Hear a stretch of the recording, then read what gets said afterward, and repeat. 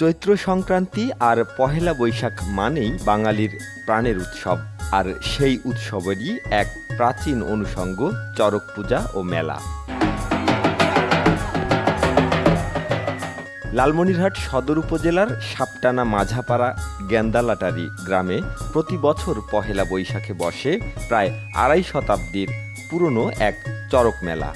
ধর্ম বর্ণের গণ্ডি পেরিয়ে এটি এখন সার্বজনীন এক মিলন মেলায় পরিণত হয়েছে। এই মেলার পেছনে রয়েছে এক করুণ ও অলৌকিক ইতিহাস।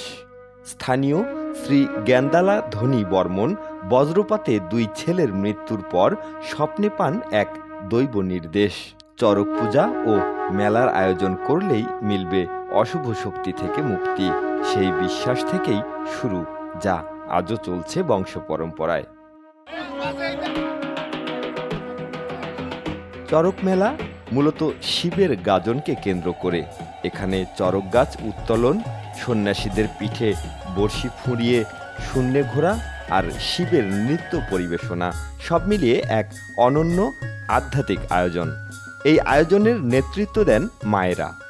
এবছর সেই দায়িত্ব পালন করছেন শ্রী স্বপনচন্দ্র বর্মন কাশো, যিনি পূর্বপুরুষদের এই ঐতিহ্য ধরে রেখেছেন নিষ্ঠার সঙ্গে। ধর্মীয় আচার ছাড়াও এটি এক বিশাল গ্রামীণ উৎসব।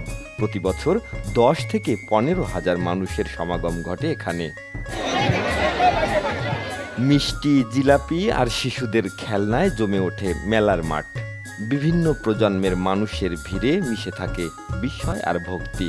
কেউ আসে বিশ্বাসে, কেউ আসে ঐতিহ্যের টানে, কিন্তু সবার জন্যই এটি এক অন্যরকম অনুভূতি।